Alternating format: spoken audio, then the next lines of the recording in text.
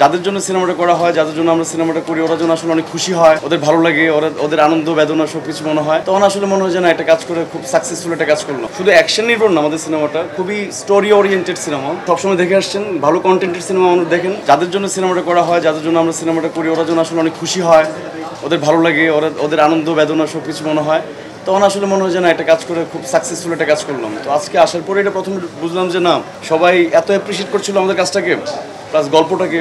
শুধু অ্যাকশন নির্ভর না আমাদের সিনেমাটা, খুবই স্টোরি ওরিয়েন্টেড সিনেমা। তো সবাই গল্পটার কথা বলছিল বারবার। তো আমার মনে হয় যে মানুষ এটাকে খুব পছন্দ করছে। আমার মনে হয় যে সামনে ডে বাই ডে এটা মানুষের পছন্দের তালিকায় চলে আসবে। কেমিওটা খুব ইম্পর্টেন্ট, কেন কারণ সবার কোলাবোরেশন সবার সাথে হচ্ছে, তো এটা খুব ভালো, ইন্ডাস্ট্রির জন্য ভালো।